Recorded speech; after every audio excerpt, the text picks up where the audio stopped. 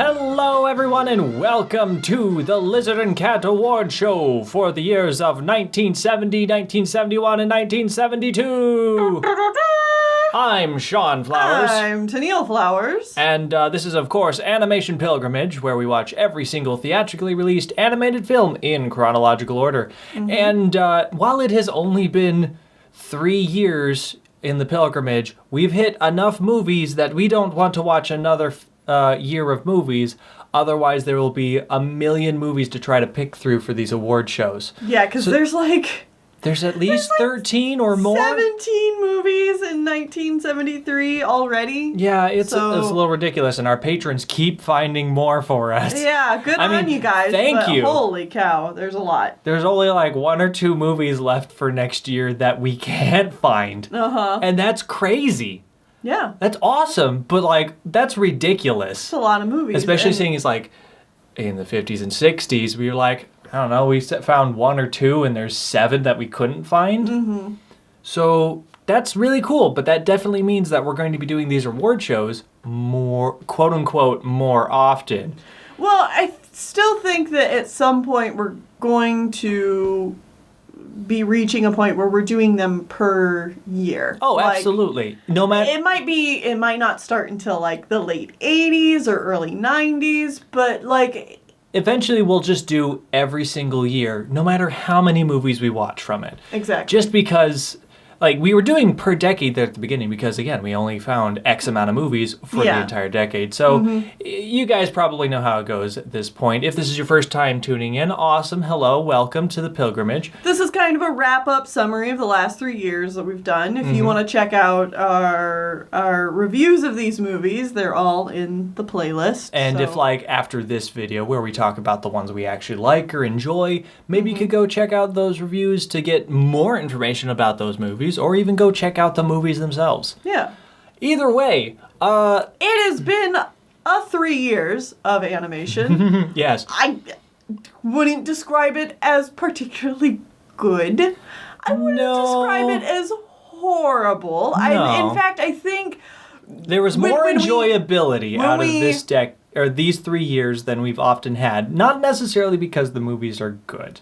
Yeah, when we started to work on this award show and writing down our thoughts, before I started writing, I was like, I don't know if I have anything to say about these past 3 years of movies.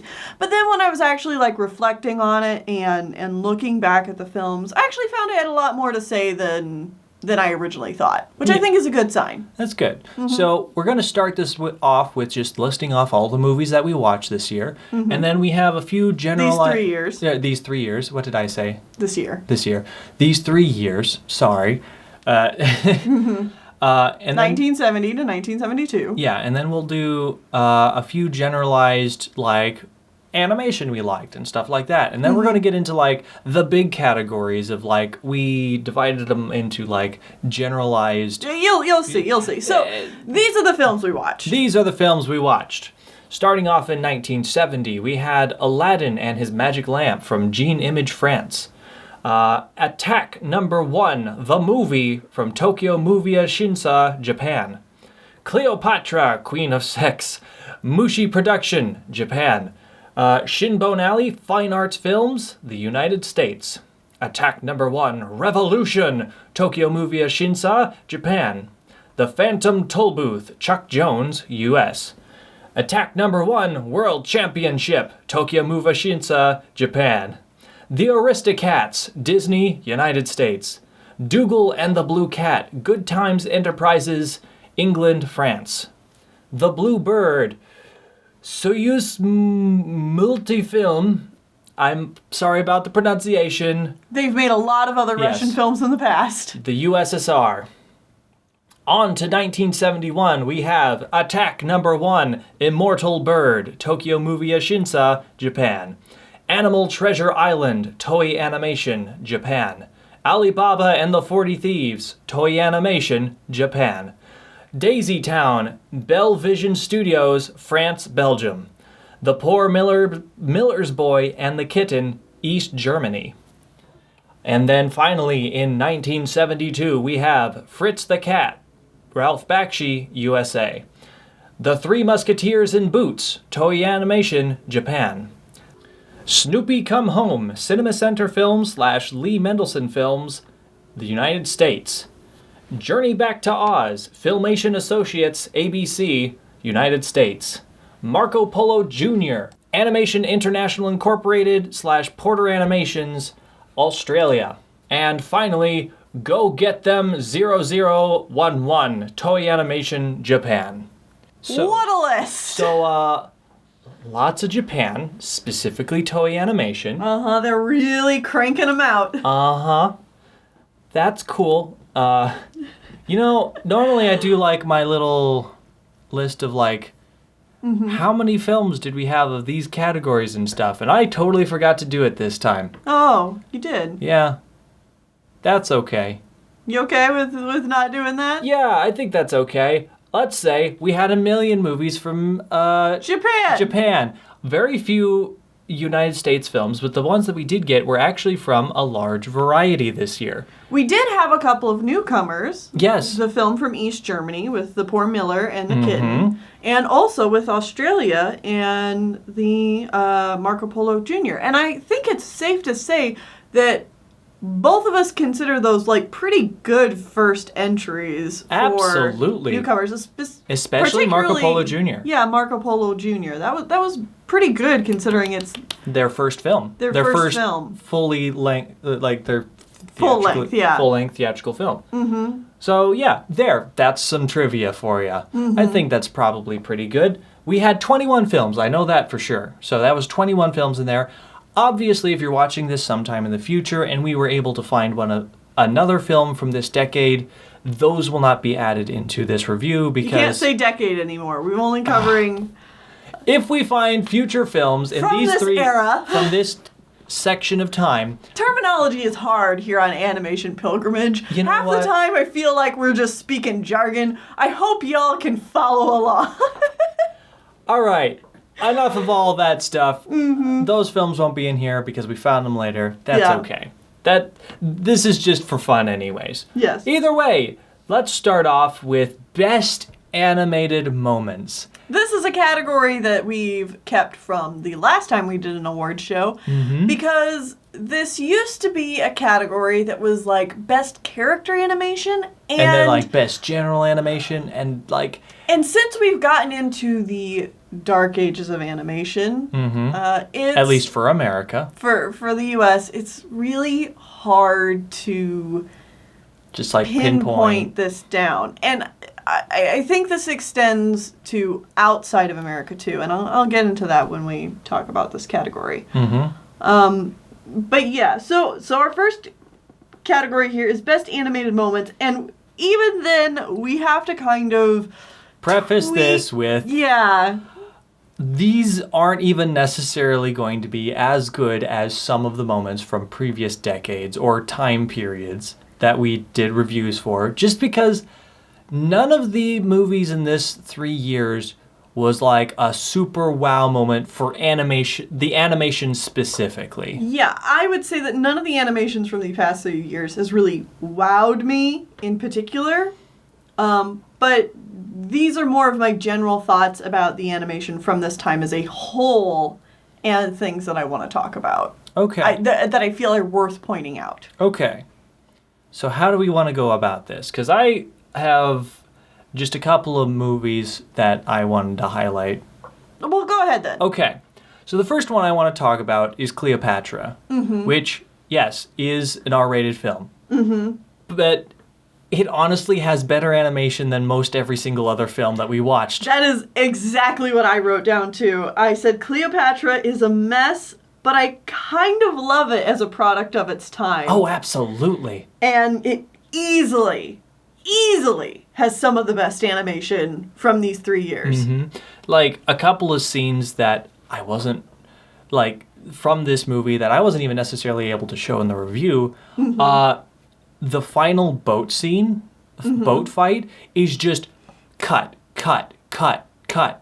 It's just still frames, but they throw so much comedy and storytelling into those fast edited cuts. It's amazing, and it goes on for like a good minute, I would say. But I can't show like any of it because it's full of blood, violence, nudity, everything, all within those tiny segments. Right. And as far as it, like, in terms of quality, like, it's probably the one that did what it set out to do the best out of Yeah. a lot of these, where it's like, when it makes a joke, I actually laugh. It's true. You know, it's not just funny because it's bad, like some of these other ones. Yeah. The other scene that I thought was really good was just the Caesar death scene, which was just a parody of Japanese stage plays. Oh my god, it's so funny. It's so tongue-in-cheek, and especially for the original Japanese audience, it was probably either a riot or the most offensive stuff you've seen. Ooh, baby. It was great. It was grand. Like, honestly, I think I'm going to come away from these 3 years with that being one of my big highlight. One of the things you remember more so than anything else. All right, that's... I guess I had one other movie. Animal Treasure Island. This movie was also very well animated, and like especially a lot of the like fight sequences and stuff are just really snappy, full of lots of fun animation. This is another one of these toy films that has that Ghibli TM vibe to it. Like it's pretty clear that he worked on this film and like had capital H he had worked on this film and had some level of control over the animation of it. Yeah. So it shows, and it was a ton of fun to watch. Yeah. A lot of my notes are not... Well, I'll just get into it. I want to say that, to start this off, this doesn't necessarily have to do with animation, but something that's very closely tied to animation is that character design as a whole has gotten better. Oh, absolutely. Even films from new studios seem to have a grasp on creating appealing designs. Yes. Which is fantastic. Like, that's amazing. That's just like, that's the first step. I was blown away by some of these, because up to this point, we get a film from a new studio and it's like, oh man, this is going to be a lot of like rough stuff. But that wasn't the case this time around. Yeah. Like 9 times out of 10. Mahitabel from Shinbone Alley, fantastic design. Oh, absolutely. I love it. Like, the character design is something I can picture so vividly in my head, and I haven't really looked back at that movie since we watched it. Of course, I've got to pat Disney on the back here a little bit, but Thomas O'Malley, Duchess, Marie, and Madame are all really great character designs. Marie has stood the test of time as being obviously a very appealing design. She's still a character that's talked about, even though she's in a movie that's not talked about a whole lot. So that says a lot about her character design. Yeah. But outside of Disney too, the Chuck Jones designs in Phantom Tollbooth are so delightful and so appealing that like it almost makes up for the rest of the film. It's almost worth watching just for Chuck Jones designs because they're just so cute. I love them. Of course, I can't talk about character designs without also mentioning Ayuhara's eyes, which will haunt me until the day I yeet off this plane of existence. Ayuhara, of course, being the main character of the Attack #1 movies. I want to say trilogy, but there's 4 of them. What is a 4-movie set other than series or whatever? It's series, whatever. Group of movies. Yeah. It might have taken us 4 movies for us to realize that about her character design, but now that I have, it's like God tier. Like, they instilled in us what she's all about just from the simple fact that her eyes are literally just volleyballs over nets the whole time. I can't believe it. It's so brilliantly stupid. Additionally, I wanted to say that even though films made during this time were theatrically released, because, yet again, we only review films that are theatrically released. Uh-huh. A lot of these films are not so much banking on a theater audience, but a television audience. So these movies get released to theaters for a short time, short run, mm-hmm. and then they make their real money by selling the rights to it to TV companies and doing reruns of it there. So as a side effect of that, there isn't a whole lot of standout animation because they're just trying to make it fast. Yeah, they're making it for TV, mm-hmm. even though it's also going to theaters. So it's got a TV-ish budget. It's bigger than a TV budget, but mm-hmm. not by much. Yeah. And that doesn't mean that the animation's bad, but it does mean that their primary goal is to get the job done and not much else. And that even includes Disney's project in these years, Aristocats, which has very little above what I would consider getting the job done great animation for a Disney film. Would you agree? Yeah, I would agree with that. Because like even other like animators that I go to like look up their opinion on animation and all that stuff, look at the Aristocats and go like, yeah, I just really don't have a whole lot to say about this. It just kind of exists. Yeah, it's like, and even for all the moments it has, it's like fantastic. Like Madame dancing around with Duchess and stuff like that. You have weird scenes like Edgar and I can't remember his name right now, but the other older gentleman, like mm-hmm. going up the stairs, and the weight is all really weirdly off. Mm-hmm. And it just doesn't feel right. Yeah, it's like for every good piece of animation, there's another piece that's just like, that exists, I guess. Yeah. I also have a general note here that's just, Toys films in general still vary a lot in quality, but the quality has gotten like it's averaging better. Yeah. Versus where like in the 50s and 60s, you had no idea. Like it could look great. It could be stellar. It could trash. Be a pile of garbage. Now that bar is like the wavelength it'll be fine, or it'll be good. The wavelength is evening out because we still had one or two films that were not great from them. No. Like, even the Alibaba and the 40 Thieves, I would say, is, like, probably my least favorite animation film? Production. Just talking about the animation alone. Okay. Like, I really did not like the animation from that movie. Oh, yeah, no, it was pretty bad. But it's still significantly better than, like, the Hans Christian Andersen movie we saw from Toei. Oh, wow. I tried to block that one from my memories. Yeah. That one was so bad. Uh-huh. Yeah, okay. Fair. And yeah, I just have it as a general note, too, that Animal Treasure Island's easily the best looking and most appealing toy film from these years. Oh, yeah. It's not even a contest. Mm-hmm. And also, gotta talk about Fritz the Cat.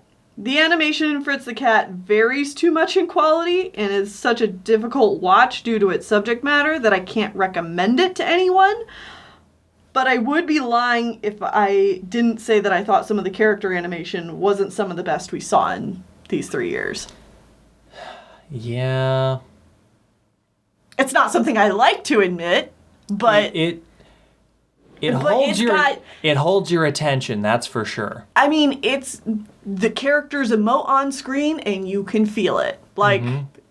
They get it across very well. If that's not good character acting, then like Fritz the Cat feels like a real guy.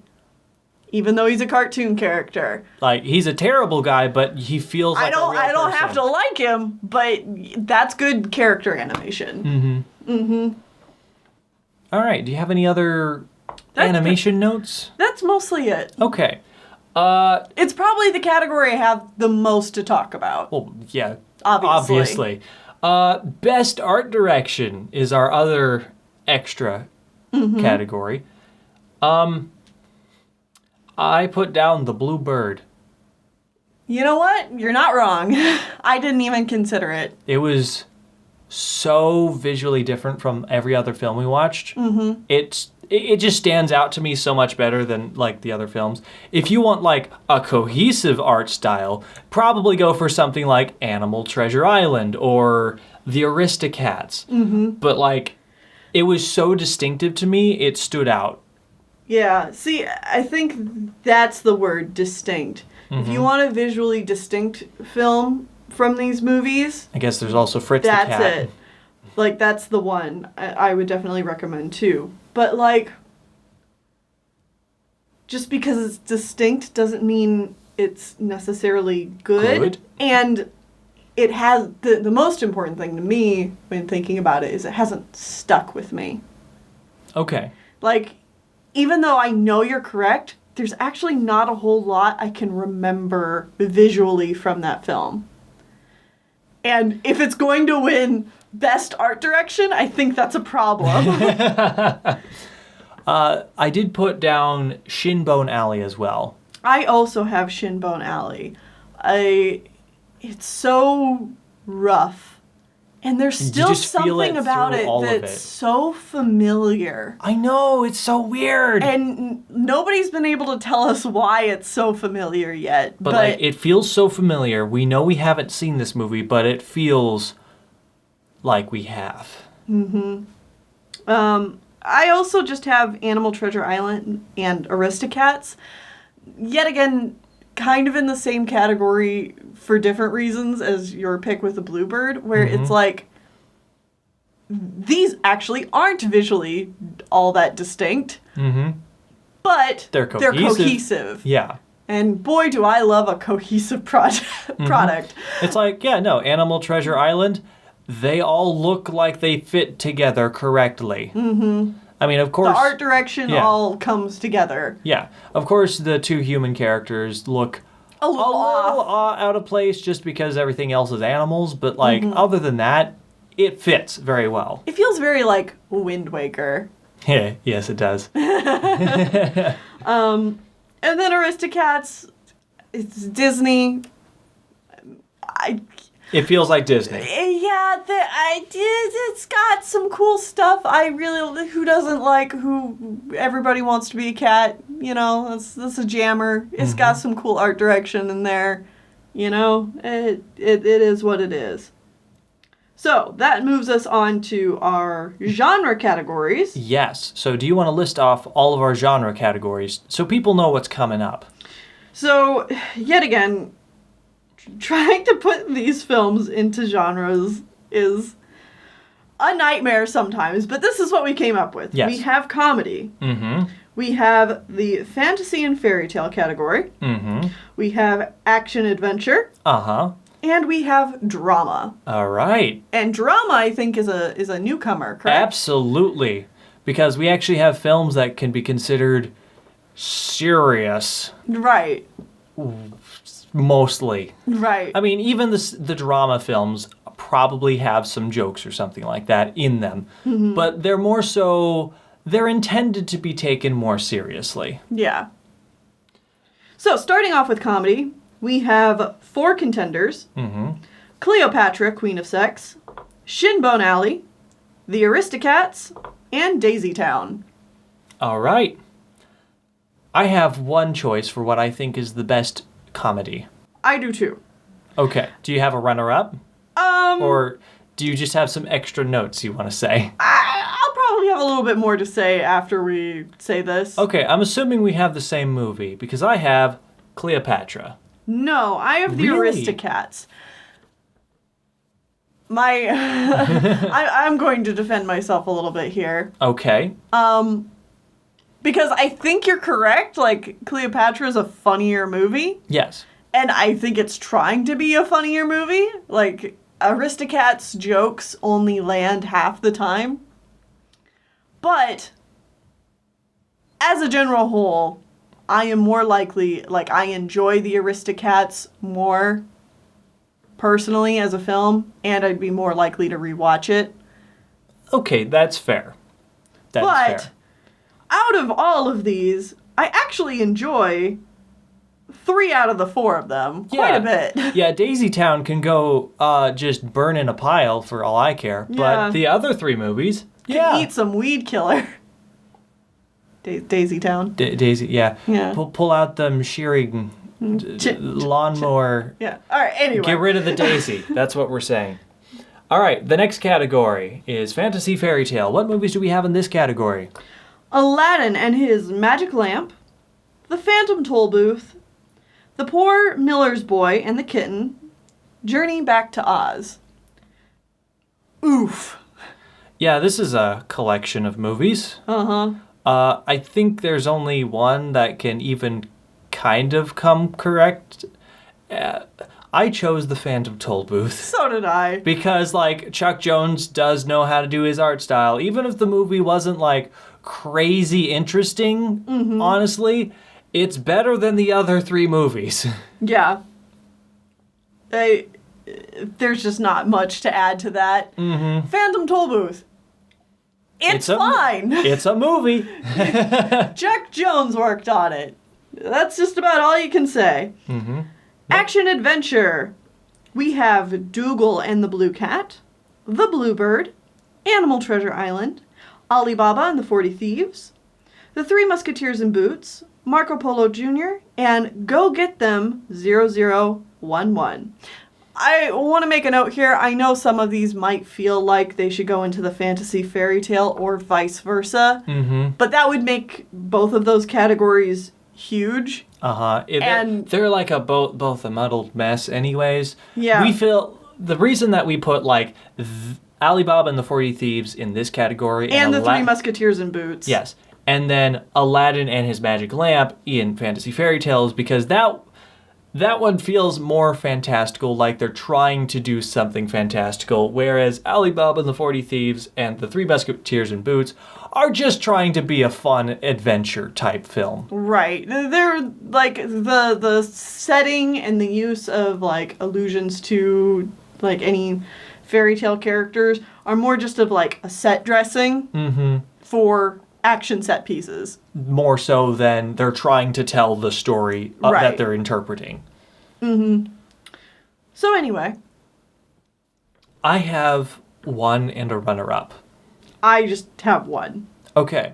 Well, I guess my runner-up is Marco Polo Jr. That's fair. Because, like, for Australia's first outing, it's really good. It is really good. It's one that, like, I could potentially see us going back to and rewatching, like, with a friend or something, and just being like, look at this. Isn't this kind of neat? Yeah, like, yeah. Again, the villains are kind of really badly designed in a stereotypy way, but other than those guys, the rest of the movie is pretty enjoyable. Yeah. And then I think we probably both have the same number one, which is a movie we've already praised quite a bit in this review. Animal Treasure Island. Yeah, Animal Treasure Island. It's a decent movie. It's a solid. It's fun. It's a solid Toei film. Again, the biggest drawback is probably the fact that the fight sequence at the end of the movie goes on for probably twice as long as it really needs to. Well, and there's just better versions of Treasure Island out there to watch. Of course. So, but this is the first one we've seen. Yes. Here. Yes. On Animation Pilgrimage. Yeah. Mm-hmm. Yeah. That being said, I feel very proud of myself for not saying Animal Treasure Planet even once during this review. Because, oh my God, do I keep saying Animal Treasure Planet every time I refer to this movie. Yeah. Whenever I say the word treasure, it's Planet supposed has to come after it. Planet goes after it. That's just how it goes. Don't at me. What is this island you keep speaking of? I only know the planet. This story has only ever taken place in space. I don't know what you're talking about. Space pirates. All right, the final category is drama. What movies do we have in here, Tennelle? Attack number 1, the movie. Attack number 1, Revolution. Attack number 1, World Championship. Attack number 1, Immortal Bird, Fritz the Cat, and Snoopy Come Home. Yes, you might be wondering, why is Snoopy in the drama section? Because tell me where else it fits. Yeah. I dare you. Snoopy is just there to make you feel sad. It's a drama. It's a drama, yeah. It is a drama. Sole purpose is to make children cry. And if it's supposed to make them feel emotions. Yeah, like half of that movie is spent crying and talking about the future. It is a drama. Mm-hmm. I will fight. Fritz the Cat is trying to be taken seriously, and the Attack number 1 are serious volleyball movies, okay, guys? Okay. Or at least the show wants you to make it feel... I can't help but look at that, like, I hope you have the posters all up next to each other. I'm It's sure just I like, look at this. These groups of movies together. I hope people screen cap it and are like, what do these have in common? Well, according to Sean and Tennelle, they're all dramas. Oh, I love AnimationPilgrimage, the most reliable source for movie categorization.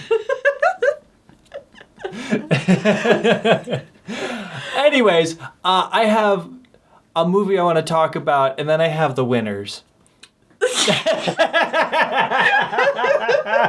Wow, you and I are on the same wavelength. So, let's just say that the Attack number 1 movies, all 4 of them win. Win this, absolutely, hands down. They were so bad, they were so enjoyable, they were a ton of fun to watch. Please. If you can find them. Give them a watch. At the very least, watch our reviews, because it was so much fun talking about these movies. I want more Attack number 1. And there's never going to be more. I mean, there's like some anime reboots, but I don't know if they ever get a movie is the problem. I want more so bad it's good stuff like this. Like, in general, on AP. So far, there's been a lot of depressing amount of just bad. I want some so bad it's good stuff. Because we either get boring or bad. Because a lot of these movies were like, it's good, or it's boring, or it's offensively bad. Right. There's not a lot of bad, so it's enjoyable. But these masterpieces of so bad it's good. I love them. Yummy. I also want to, again, bring special attention to Fritz the Cat, where it's like, I don't know. It's definitely the most important, quote-unquote, important film. Of these 3 years. It definitely helped launch a whole genre of films that we're going to be having to watch for the rest of the 70s. God! Holy crap, you guys have no idea how many adult movies are in store for us now. Like, it's a lot. You don't even know. You'll know soon, or you could look at the AP list and probably figure out which ones are the adult ones. Just based on the name. Yeah. Anyways, that's the categories. Now here is the final category. The best of the best. What movies did we think were the best overall? Either actually the best or...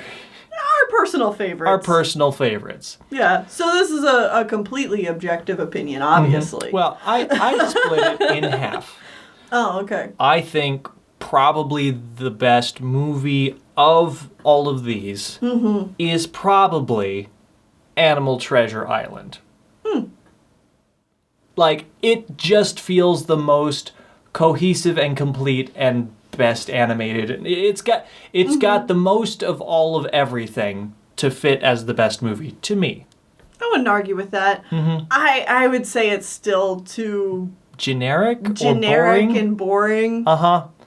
But you know what? These years didn't give us a whole lot to go off of, and when something excelled in one category, it usually did very bad in another. Right. Yeah. There's no clear winner. Mm-hmm. It's a lot of mixed feelings and mixed packages and Yeah. yeah. That being said, the movie I had the most fun watching was Attack Number 1, Attack Number 1, Number 2, Attack Number 1, Number 3, Attack Number 1, Number 4. Yeah. And also Cleopatra. Yeah. Like, those 5 films were a ton of fun to watch. We audibly laughed a lot during all of those. That does not necessarily mean they were the best movies, Yeah. but they were the enjoyable ones. Another one on that list is the Aristocats. I know people were really not terribly enthusiastic about our review of the Aristocats. Oh, of course not. That's probably like I was a bit of a Debbie Downer. yes, you And were. I still am. Yeah, you Because I still- still don't think it's very good. Well, and the funny thing is obviously I come from a place of childhood nostalgia for the Aristocats, and I want to make it clear I still really like the Aristocats. But you know how going through this journey of watching all the films, it does change your opinion on things. It really makes you kind of like see things in a different perspective. Like Absolutely. Like, I came around on The Jungle liking Book. The Jungle Book. Like, Yeah. I actually like that movie now. I used to never like that movie. But, like, watching it in the context of other movies coming out at the same time, yeah, absolutely. This is a good movie. Yeah. And I think Aristocats kind of, like, I've had my own opinion kind of change on that film based on seeing it in context of what's coming out around it. And it just doesn't, I wouldn't say it's made the film worse for me, but it's made the film not as good. Yeah. You know, like, I It's still like- don't think it's a bad film. I just don't It's more think lackluster than it originally felt. Right. It's just not. It doesn't feel like a pristine, amazing, immaculate, perfect Disney film. Well, it never did. It never did. But it just feels more average with everything else that's coming out at this time. Okay. It's like it fits in with it. It's not like a case where it's like most of the time with a Disney film where it is Earlier far, on, yeah. far and above, you know, the most Stand out in every stand out category. in every category. It's just, it's fine. Yeah. It's good. Other people are catching up to Disney, which is great, and producing things that are just as Equivocal- interesting. Yeah, like of equivocal value. Yeah. Which is good. Yeah, that's good. That's a good thing. Having Absolutely. a monopoly on any one thing is not a good thing. Disney. Disney. Stop having a monopoly on everything. Disney.